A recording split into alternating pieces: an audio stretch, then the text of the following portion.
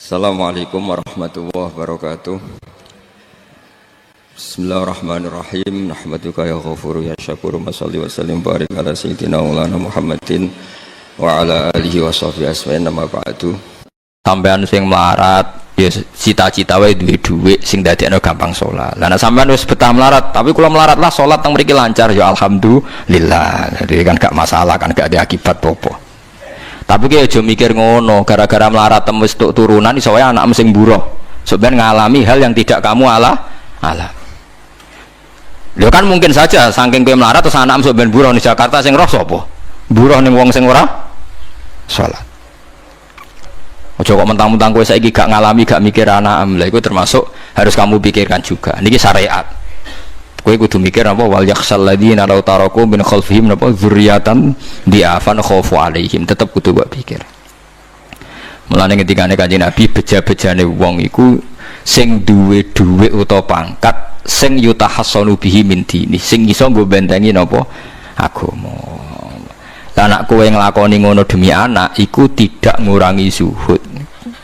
Bahkan kok Nabi Khidir dadi panitiane anake sampeyan. Iku sing diceritakno teng Ashabul Kahfi. Ketika ana cah cilik anake wong soleh, abahe kabundut. Abahe sempat nyimpen emas batangan, keleng-eleng kene. Dadi dhisik ana wong soleh mati nyimpen emas apa? Batangan ora. Mboten niki emas batangan ora, Mas. Disimpen nang tembok. Suatu saat tembok ini badhe rubuh. Konsekuensine nek rubuh emas batangane konangan. Nek konangan dipek wong dolim. Lha ape rubuh ditata Nabi sinten? Khidir. Nabi Musa protes, wong karuan tembok ape rubuh kok mbok tata, padahal penduduk kene iku wonge nakal-nakal. Terus jawab Nabi Khidir seperti wa amal jidaru fakana lihulamaini napa yatimaini fil madinati wa kana tahtahu kanzul lahuma wa kana abuhuma sholihah. Dadi fatwa-fatwa zuhud sing berlebihan wong ra oleh nabung ngomong kosong, tak jamin. Itu ditentang oleh ulama-ulama syariat. Karena di cerita Ashabul Kahfi ini jelas kan, wong soleh nyimpen emas batangan ning tembok demi anake, keberlangsungan kesalehan apa anake. Ternyata dipanitiani Nabi Khidir supaya emas iki gak jatuh ke tangan-tangan orang zalim. Toh orang ini ketika nyimpen tetap disifati Allah wa kana abuhuma sholihah. Iku nang nunjukno nak wong soleh nabung ku gak ngurangi kesalehan. Tapi rasa mbok mafhum mukhalafah nek ora nabung ora saleh. Innalillahi wa inna ilaihi raji'un. Ora usah ngono, ora usah mbok jero-jero. Pokoke intine iku ana ayat wong saleh nabung iku gak ngurangi kesalehan. Wa kana abuhuma sholihah. Lah saiki wong do ora ngalim, sing fatwa zuhud berlebihan nganti wong sawangane duwe dhuwit dosa. Padahal mau dukung awake dhewe, paham nggih, sing fatwa ndukung napa? Awake dhewe. Keliru, pokoknya barang gak berlebihan keliru. Lah sing seneng donya berlebihan, nganti miliaran pun gak jelas hitungannya. Ya nak cara kula sak sedengan misalnya sak rugen mati ya warisan piro kan? 50 juta. Piro? Mesin bubut anake cek kangelan. Maksudnya cek kangelan ngerjano. Nah Mas sak karek ngedol loh. Mboten sing bener ya emas utawi ya tabungan lho. Mesin bubut padha karo ngeke penggawean. Mboten kula setuju mbek fatwane Ibnu Khaldun karena berdasar sejarah itu enggak ada nabi kecuali dari keluarga terhormat. Lah terhormat itu tadi terus kata Imam Ghazali sebetulnya Anda harus terhormat kamu jadi presiden atau bupati. Ada adnal mal, ini rungokno tenan. Ada adnal mal atau adnal jah yang yutahassanu bihi min dini supaya bisa menjaga agama. Lah sekarang kalau pertanyaannya gimana Gus kalau globalisasi itu tadi jangan-jangan misalnya kalau kita ngobong gereja di Indonesia misalnya terus masjid yang minoritas di negara lain diobong sebagai balasan perlakuan umat Islam mayoritas di Indonesia terus gentenan Islam sing minoritas di negara lain ditindak. Itu jangan-jangan kita termasuk sebab dan teori itu juga sah. Wong pangeran yo mau tenan, cara ora pangeran yo kapok tenan mbek teori iku. Cara ora pangeran. Makanya niku nyata, wong sahabat itu jenenge sahabat anyar-anyar Islam nggih over. Kados Ruhin Mustafa seneng-seneng kula atau over. Saking overe bedina misoi gereja, misoi watu pangeran niku. Jancuk watu kok disembah. Pangeran nopo watu jancuk watu kok disembah. Akhirnya wong kafir malah sepi jancuk pisan pangeran. Pangeran akhirnya kena kan.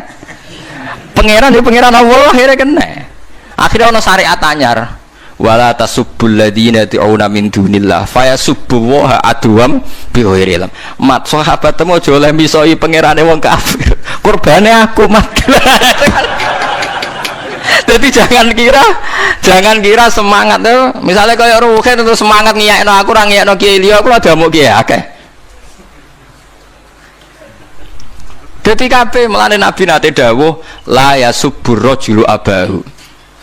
Wong jogeman misoi bapake. Sampai Nabi dibantah ya Rasulullah wa hal yasubur rajulu abahu. Mosok tiyang misoi bapake piyambak. Terus Nabi jawab ya subu abar rajuli fa yasubur rajulu abahu. Ya misoi bapake wong, akhire bapake dekne dipisoi. Ya mau misoi pangerane wong, akhire pangeranem dipisoi. Lah pangeranem ku sapa ora Allah kan? Nah, sistem global itu ya teori itu ya mungkin. Jadi kalau Anda berbuat baik sama agama lain, mungkin agama lain berbuat baik sama kita. Di negara yang saudara kita minoritas, kayak di Bosnia, di Rohingya, di Phuket, di macam-macam, di Mindanao, mungkin bahkan di Amerika. Wong kendel ning Pulau Jawa perlu ditakoki, kowe kendel mergo mayoritas apa mergi yo? Mergo jihad. Sampe tak ceritani ini kisah nyata kula ndek kanca khusuk era karuan. Nek ana ora salat giyeding era karuan. Islam apa Islam ra gelem salat ngene. Suatu saat dek niku uripe era karu-karuan akhire pindah ning Irian Jaya. Ning daerah mayoritas Kristen. Bareng kenalan kabeh jenenge martune sapa Kristen-Kristen. Suatu saat kenalan mbek wong jenenge sinten Abdullah alhamdulillah padahal wonge ra salat. Mergo butuh tenan, butuhe ketemu Islam ra salat tak Allah, sing penting apa? Islam. Terus dia ini sadar bener jenengan Gus, kula gedeng wong ra salat ku mergo ning Jawa, Gus. Bareng ning Sumatera, ning di daerah Irian. Gak iso gedeng. Kowe gedeng wong ra salat tak ning Jawa, jajal ke saiki manggon Amerika. Ketemu wong asal padha Islam ya wis seneng. Lah iya artinya hukumnya wong gak ternyata ada ruang dan apa? Waktu. Ya kok kowe darani bojo mayu mergo ora tau metu. Kayak ngono. Sore metu mesti tak ngerti kan waduh. Dadi wong ora ono sing bener asli paham iki cerita wong asli ora ono sing bener. Angger ana pembanding ya takobal apa napa? Minna minkum takobal apa? Ya kan. Mulane nganti dadi guyonan kena apa wong tuwa kok asring bojone do ucul. Mergo sing lanang ndelok bojone wong liya. Lali bojone sing elek terus dibarno. Ya tenan sebagian yang ngono tenan. Wong akeh sing diamuk sing lanang. Wong kok ayune ngono. Ngomong apa, Pak? Lha niku kanca kula tenan. Ngomong apa, Pak? Ya jujur wae jare sing lanang jawab. Masa wong jujur gak oleh jare apa? Wong jujur apa? Lah saiki sampean mulai mikir. Nak saiki ning Jawa ana wong Islam gak salat. Oke, kita gedeng atas nama fitrah agama. Roh wong minum ya gedeng. Tapi sebagian gedeng kita memang masalah kondisi. Buktine hal yang sama kowe ketemu Islam ra salat nak kowe ning Irian Jaya mbok ning Timor Leste kowe seneng. Pira-pira ketemu padha napa Islami. Senajan to ora napa ora salat. Iku mulane bener sak dur-dure ilmu wa faqa kulli dzi ilmin napa alim. Sak dur-dure wong alim mesti ana wong alim. Saya itu baca teorinya Imam Ghazali, Ibnu Khaldun, terus teorinya Salahuddin Al-Ayyubi memang teori itu saling pembanding dan itu mesti kesimpulan saya tadi walau la dafwahin nasan apa ba'dhum bibadin. Jadi semua teori ini saling melengkapi. Nggih memang kalau ketika kita dewa-dewa no fakir, zuhud, enak, tanpa hisab ini seakan-akan kita seneng fakir. Mergo bebas hisab. Nah, tapi nak ndelok randi kekuatan bergening ambek non muslim terus kowe ape salat kangelan. Lho nggih to, misalnya sampean buruh ning Jakarta. Posisi buruh, majikan ra salat kon nyupiri, wae salat ra mandeg piye apa. Nah, tapi nak kowe sing majikan buruh ra salat, wae mandeg kowe salat. Ayo malah salat, anutlah ora paham lah wis makmum. Gak tak pecat, selesai kan. Oh, tetap gara-gara melarat itu tetap ra iso aqamus salat.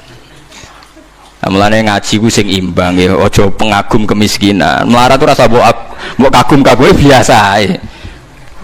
Tapi aja mbok gedhingi dosa kowe kuwalat wong melarat napa gedhe wong melarat apa dosa. Tapi aja dukung, maksudnya wis ora usah didukung wis akeh malah menapa mbok dukung. Wah, malah parah malah napa? Parah.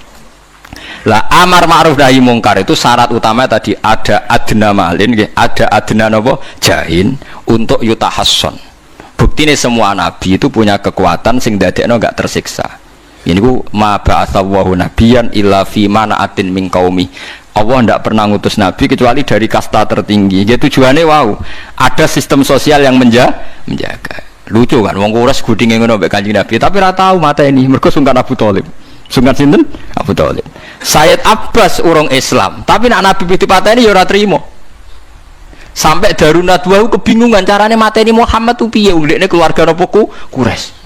Sampai ono iblis mendo-mendo wong ngene ae tiap desa ngirimno satu pemuda.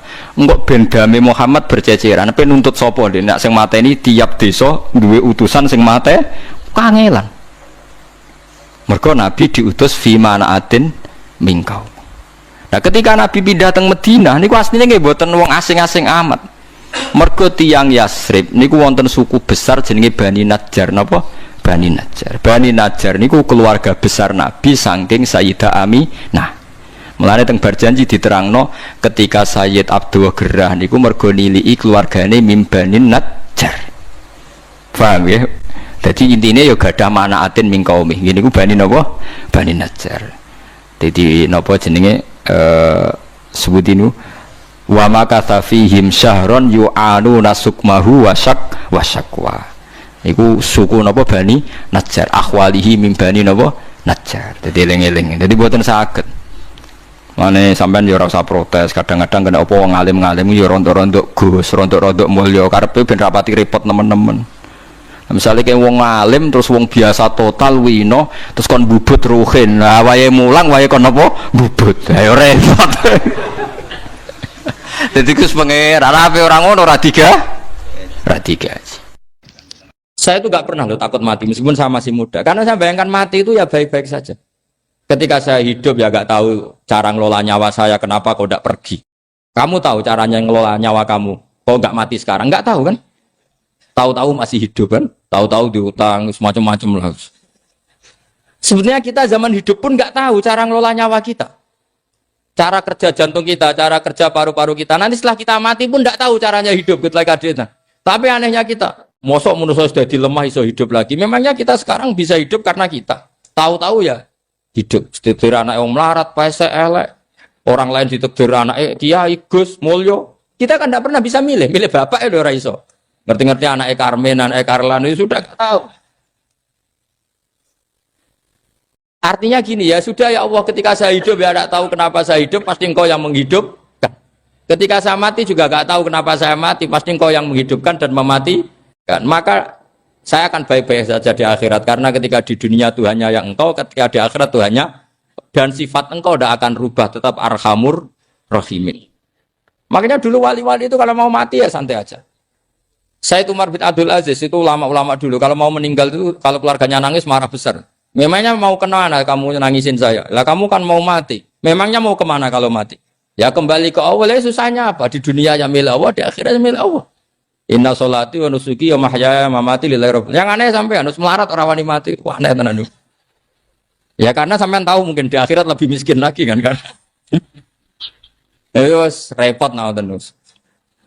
Coba kalau dari awal kita menstatuskan diri kita biadillah, inna sholati wa nusuki wa mahyaya wa mamati. Tapi kamu salah status.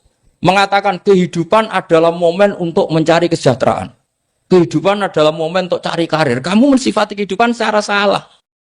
Jika kamu terjebak nyari karir, nyari kaya. Coba kalau kamu pakai mazhabnya Sufi, kehidupan adalah pemberian dari Allah untuk kembali kepada Allah. Kematian ya seperti itu. Akhirnya ya santai saja. Inna sholati wa nusuki wa mahyaya wa mamati lillahi rabbil alamin. Istri juga gitu. Saya itu tidak sombong. Saya itu mulai nikah sampai sekarang itu hampir gak pernah tukaran sama istri. Sama istri saya itu sering bilang gini, Gus kali-kali kalau saya ngamuk itu diwales, dilawan. Supaya saya punya musuh katanya. Betul ya? Ya saya bilang gini. Allah itu maha baik sama saya. Ketika harmonis, ganjaran saya ya lewat harmonis itu. Sehingga saya ngasih uang, menyenangkan Anda. Ketika Anda marah, ganjaran saya lewat sabar. Ya sudah, itu semuanya baik. Kalau kamu marah, saya tidak dapat pahala. Makanya kalau kamu marah tak dengerin. Ini cara Allah membuat pahala tanpa bayar kata saya. Justru kalau pas rukun itu untuk dapat pahala harus nyervis, jajak nukokno kelambi mahal katanya. Boros itu pahala yang boros katanya. Tapi kalau kamu marah ini pahala paling murah, nggak usah biaya, dapat apa? Pahala, cukup sabar. Lu itu kalau terlatih lama-lama dapat ya biasa saja. Ulama dulu seperti itu semua. Imam Syafi'i itu pernah ada orang baik sekali sama beliau, orangnya itu munafik padahal. Tapi kalau setelah keluar dari Imam Syafi'i dia memaki-maki Imam Syafi'i. Suatu saat yang tadi muji-muji jenengan tuh di luar maki-maki jenengan. Imam Syafi'i itu guyu. Guyu sebenarnya bukan alhamdulillah. Muridnya kan janggal. Ini dikasih tahu gitu. Alhamdulillah. Kenapa Imam Syafi'i dia kan di luar maki-maki jenengan? Berarti aku wong wibawa ning ngarepku rawani. Ya dianggap enteng saja melihat. Berarti aku wong wibawa ning ngarepku ora wani. Ya sudah. Terus ketika ditanya, tapi itu kan bahaya bagi Anda karena memfitnah Anda gini-gini. Kata beliau, zaka Allah. Yang kritiknya bahaya itu hanya Allah Ta'ala. Yang lainnya enggak bahaya. Karena ini makhluk dhaif, enggak penting. Loh kamu sampai tersisa dikritik orang karena kamu nganggap makhluk itu penting. Ini gobloknya sampean. Goblok segoblok-gobloknya. Coba kalau kamu mensatukan makhluk tetap makhluk, kritiknya enggak penting. Selesai kan? Selesai enggak?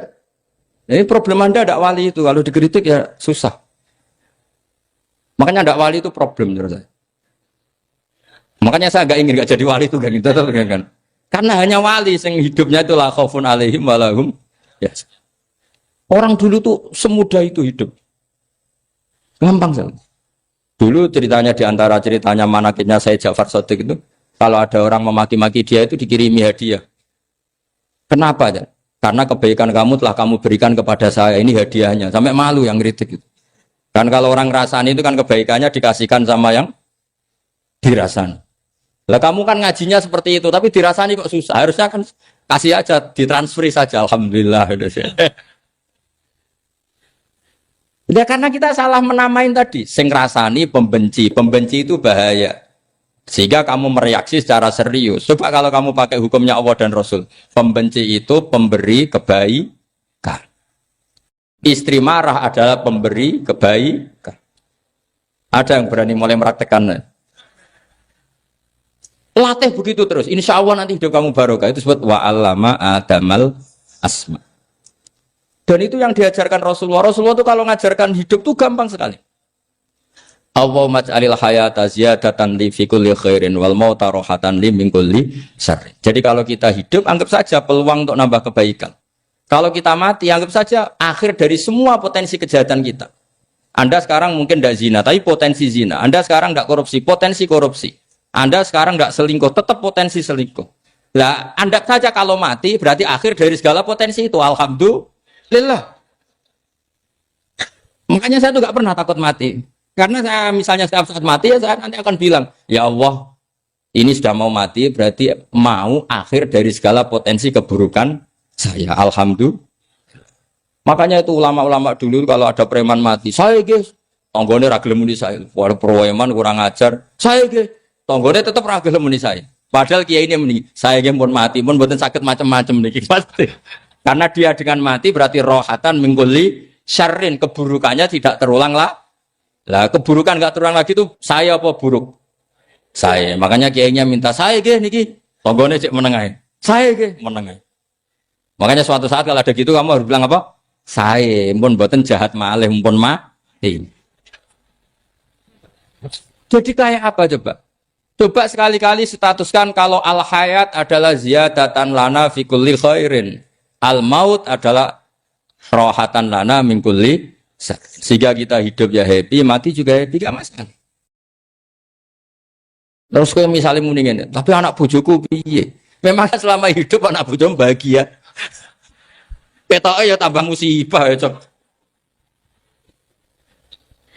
Malah sombong lagi kamu, seakan-akan kamu Tuhan yang bisa mensejahterakan manusia. Wong isih urip buat bojomu wis ndonga muga-muga nang mati malah.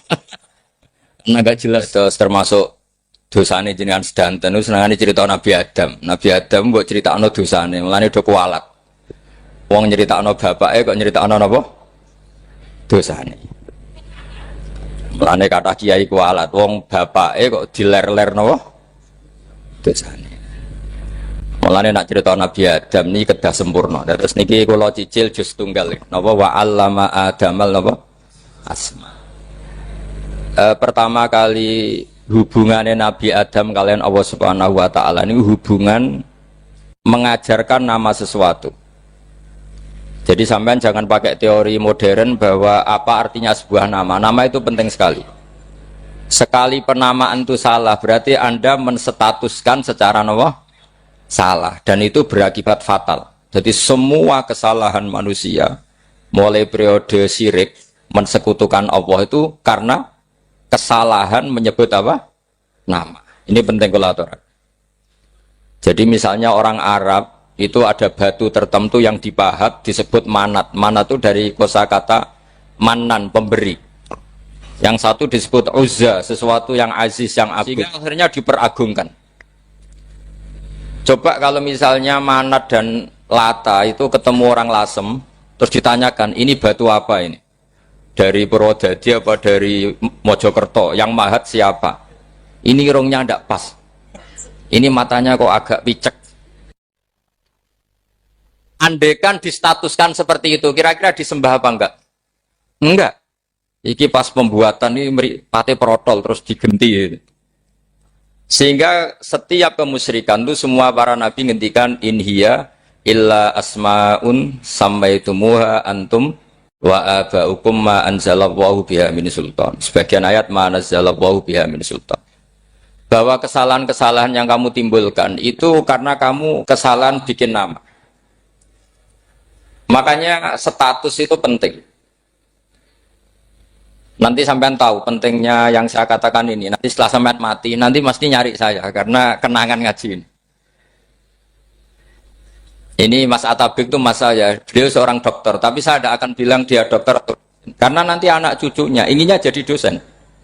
Tapi kalau saya menstatuskan dia turunan Mbah Sambu, babai wong alim. Wah anak putune arah alim isin. Dia nak di status no pegawai negeri dosen. Wah anak putune boleh duwe pikirannya kan. Karena status itu mengilhami apa? Status itu karena itu yang dikenalkan. Makanya ini penting.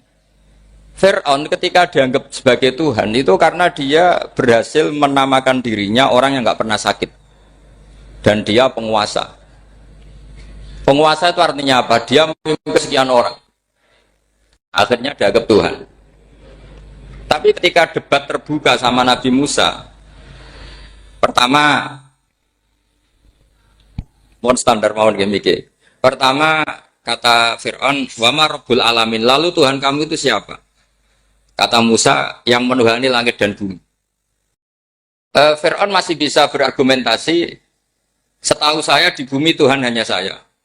Soal kemungkinan Tuhan Anda di langit, terus Fir'aun nyuruh Haman, ya Haman ibnili sorhal la'ali abluhul asbab as-samawati fa'attali'a ila ilahi Musa. Tapi kalau itu dibuktikan, nanti Musa pasti kalah. Karena kalau Fir'aun naik ke langit, pasti gak melihat Tuhan. Wong yang Nabi saja gak ngelihat, apalagi Fir'aun. Pasti dia bilang gak ada. Tapi apa yang bisa mengalahkan Fir'aun adalah argumentasi status. Kata Musa, Rabbukum wa Rabbu abaikumul awalin. Yang nuhani nenek moyang kamu. Artinya kalau Fir'aun Tuhan, itu berarti Tuhan balita. Karena mbah-mbahnya dulu tanpa Tuhan. Karena Tuhannya lahir terlambat. Akhirnya Fir'aun, saat itu juga, para pengikut Fir'aun langsung menjadi mukmin meskipun menyembunyikan imannya. Karena kalau Fir'aun Tuhan, berarti mbah-mbahnya tidak punya Tuhan. Karena Tuhannya baru dilahirkan kemudian. Artinya gini, andaikan Fir'aun distatuskan al-maulud, orang yang dilahirkan, maka tidak akan ada orang yang menuhankan Fir'aun. Atau Fir'aun dibahasakan wujida ba'da alam yakun. Dia ada setelah dulu-dulunya tidak ada. Apapun hebatnya Donald Trump, apapun hebatnya Cleopatra, apa Fir'aun, semuanya itu wujidu ba'da alam yakun. Mereka ada dari tidak ada. Yang seperti ini pasti tidak Tuhan. Makanya Allah mengenalkan manusia itu sederhana supaya tidak pernah jadi Tuhan. Hal ata alal insani khinum minad dahri lam yakun syai'am mazkura. Manusia itu siapa? Ya manusia itu makhluk yang ada dari tidak ada. Dengan status itu enggak mungkin kamu tuhankan. Ini penting saya utarakan. Jadi buah gerakan Allah itu pasti dimulai salah penamaan. Makanya saya kemarin ketika Mbah Mun intakola ila rofiqil ala ketika beliau wafat, saya bilang ke anak-anak Anwar, statuskan Mbah Mun sebagai orang alim allama al-faqih, muridnya Sayyid Alawi, muridnya Mbah Zubair. Sekali Anda menstatuskan beliau orang besar, tepaan santri sing mau luhur kepengin ditiru besar itu. Nah, niru besar itu terus ono santri mau itu tok ngerasa gede repot. Sama, makanya saya nggak pernah. Sebenarnya saya tahu, Mas Atabik ini Mas saya itu dosen saya tahu, tapi saya tidak pernah ngomong dosen. Oh, anak-anak era menjadi wong alim, menjadi dosen malah langsung menjadi wong alim, malah celokom. Jadi karena salah status itu nanti panjang, akibatnya itu panjang. Makanya saya itu sebetulnya ya risih dikatakan Gus Bak itu orang alim, sebenarnya risih. Tapi saya seneng saja. Sing seneng benir walime, sing hasut takjak kompetisi. Jadi nikmati ya. Jadi sing seneng benir walime, sing seneng itu hasut takjak kompetisi, takjak maca tafsir, naram riang ya. Ngono paling maca primbon mek terjemah. Ini penting, jadi itu yang disebut wa'allama adamal. Makanya Allah itu mengkritik semua kesalahan manusia dimulai dari salah penamaan. Makanya saya kemarin Pak Pilpres sering bilang, kalau presidennya ini maslahat, kalau enggak ini enggak maslahat. Mana ada kemaslahatan ditentukan hanya oleh seorang presiden? Itu tauhid kita di mana? Memang kita secara syariat harus milih sesuai ijtihad kita, tapi tidak usah dong menggantungkan kesejahteraan sama seorang makhluk, itu tidak boleh. Secara tauhid tidak boleh. Makanya ini penting sekali. Jadi nggak boleh orang salah nama. Kita tetap memilih presiden, milih kiai, milih siapa saja, tapi tidak boleh menstatuskan manusia sama dengan status Tuhan. Itu bahaya sekali dalam ilmu tauhid. Saya teruskan ya. Nah ini sekaligus latihan tauhid sama latihan tafsir ya. Sampun nggih. Kula terusno malih. Pun santai mawon. Kula ki ikhlas ora ngarah gelo santai mawon. Wong umpama ora sida ngaji ora gelo apa meneh trimo mik rusak. Ndak karena saya itu insya Allah ndak akan pernah salah nama. Saya punya cerita ya, tentang nama itu. Ketika seseorang baik sama tetangga, itu kalau sampean seorang mukmin yang mukhlis, mukmin yang ikhlas, pasti ya karena diperintah Allah. Saya ngajar seperti ini karena diperintah Allah. Baik sama pernah sepuh karena saya turunan Mbah Sambu, ya karena menghormati Mbah Sambu. Itu bagus. Sehingga dulu itu ada ulama, saya berkali-kali cerita, ada ulama punya tetangga itu berdua anak muda. Ya Ahmad, silahkan ke rumah saya. Datang. Setelah datang ke rumah pemuda tadi, kata pemuda tadi, ya Ahmad silahkan kembali, saya tidak butuh kamu. Kembali Imam Ahmad, dan santai saja. Setelah kembali sekian menit dipanggil lagi, ya Ahmad saya jadi butuh kamu, datang ke rumah saya, datang lagi. Setelah datang, saya tidak butuh kamu, silahkan pulang. Pulang sampai 3 kali. Itu Imam Ahmad senangnya bukan main, kelihatan ceria senang. Lama-lama muda ini tanya, ya Ahmad kenapa Anda tidak tersinggung, bukankah itu menyakitkan? Enggak kata saya. Tapi saya akan menyebalkan. Enggak kata saya. Kata Imam Ahmad, kenapa aja? Saya ini diperintah sama Allah, kan apik mbek tangga. Dadi nek mbok undang ya teko. Mbok kon mulai ya mulai. Alhamdulillah iso nglakoni perintahe Allah. Dadi aku ora ono hubungane mbek kowe. Sehingga orang itu gak bisa didikte oleh di sekelilingnya karena ya hubungannya langsung sama Allah Subhanahu wa ta'ala. Jadi dulu tuh orang jadi wali itu segampang itu. Kalau kamu kan enggak, hukum tentang tetangga itu kamu kayak orang kapitalis, kayak orang komunis, pakai teori sosial. Nak diapik yo apik, dielek yo elek. Itu kan pikiran PKI. Artinya satu perilaku sosial didikte oleh makhluk itu perilaku orang mukmin atau orang PKI. Itu orang PKI. Kalau orang mukmin ya mangkana yu'minu billahi wal yaumil akhir fal yukrim jarahu, kita baik sama tetangga karena diperintah Allah, sehingga kecewa ada kecewa ya santai saja. Imam Ahmad katanya, kenapa engkau tetap ceria? Aku ora urusan mbek kowe, urusanku mbek pangeran. Pangeran ngutus sampe mbek tonggo. Saya ulang lagi ya, terus tentang napa wa 'allama adamal asma. Jadi andaikan seorang manusia melakukan kebaikan karena dia makmur, amarahu wa. Kita diperintahkan Allah baik sama tetangga. Ya biasanya tetap seperti itu. Kita diperintahkan Allah baik sama. Sehingga ketika ngalami kayak yang dialami Ahmad, kita santai saja.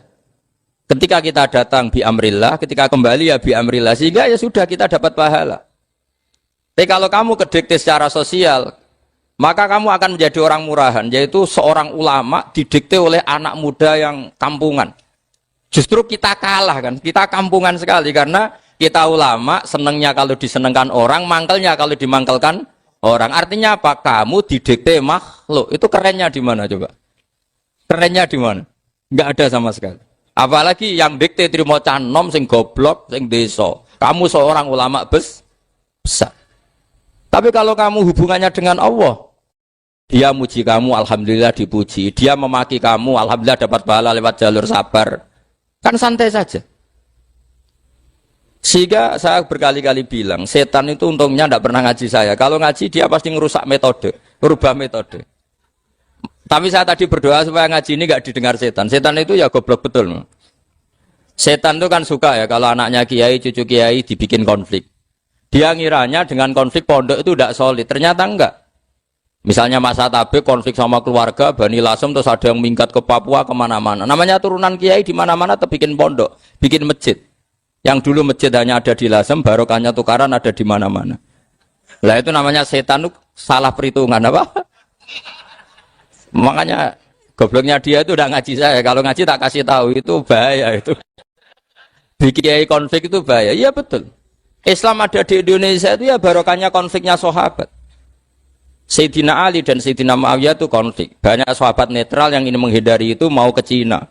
Di Selat Malaka sebagian terdampar, terus ada yang ke Aceh, ada yang ke Sumatera, namanya Sayyidina Ali. Makanya awal Islam di Indonesia dimulai Syekh Yusuf Baros itu. Kalau Timur Tengah nggak ada tukaran tuh tidak ada Islam menyebar kemana-mana. Nah setan ngiranya kalau sahabat tukaran itu nanti kacau. Ternyata enggak, malah Islam menyebar kemana-mana, barokahnya tukaran. Dulu Solo karena konflik ya banyak ulama yang ke Selasem kemana-mana gara-gara Solo gak kondusif. Akhirnya kayaknya keduman basambu, keduman macam-macam. Sedungak mawon kiai tukaran terus betul apa-apa. Yang penting ora bacok-bacokan, rasan-santetan wis. Terus pokoknya rasan-rasanan ringan ya sudah itu bagus. Memang Allah bikin seperti itu. Enggak apa-apa. Kata Allah wala yazaluna mukhtalifina illa man rahima rabbuk. Kata Allah walidzalika khalaqahum. Ikhtilaf itu barokahnya masyaallah. Kalau saya setuju pendapatnya Mas Atabik, saya jadi dosen. Nanti yang ngaji tafsir siapa? Tapi kalau dia setuju saya, dia jadi ahli tafsir, yang jadi PNS siapa? Ya sudah, barokahnya khilaf. Dia jadi PNS ya dapat gaji, tapi gaji itu bisa dihitung. Kalau naik harus tambah prestasi. Kalau saya kiai min haitsu la yahtasib, pasti cepat kaya saya. Karena rezekinya kiai itu tanpa batas. Makanya haji saya itu plus. Saya itu tidak kaya, tapi haji saya haji plus. Masa tapi paling reguler. Karena rezekinya kiai itu min haitsu la yahtasib. Makanya saya pernah disoal sama teman-teman dosen di UI. Bapak kok berani pulang ke Rembang? Kiai itu kan rezekinya agak jelas. Kata saya justru agak jelas itu bagus. Kalau sampean kan konsisten segitu nilainya. Kalau saya enggak, kata saya. Jadi tak nikmati saja. Karena saya hamba Allah, bukan hamba negara. Kalau hamba Allah ya gaji Allah. Kalau hamba negara ya negara itu, negara sama Allah kayak mana? Allah ya sudah pinter berarti sudah. Jadi jangan pernah kita ini salah nama. Kalau salah nama itu bisa panjang. Makanya ada wali itu kalau dongo itu rontok kriminal, tapi malah pangeran seneng. Sampai dalam riwayat itu innahu yudkhiluni al-yauma salasa marat. Wali itu bisa menertawakan saya 3 kali. Itu kata Allah. Itu kalau dongo itu agak kriminal, tapi mesti mustajab. Tapi kalau kamu niru sudah ada mustajab, karena ini KW, copy paste. Itu kalau dia datang ke Raudhah itu bilang gini wali tadi, ya Allah, saya ingin jadi orang baik. Jika engkau turuti doa saya, maka surra habibuk, kekasihmu ini menjadi senang. Tapi jika saya jadi orang jelek, surra aduwuk yang senang itu iblis. Sekarang milih mana jenengan? Menyenangkan kekasih kamu apa menyenangkan musuh kamu? Itu cuma riwayat. Terus kata Allah bilang ke Nabi Muhammad, karena wali kan ada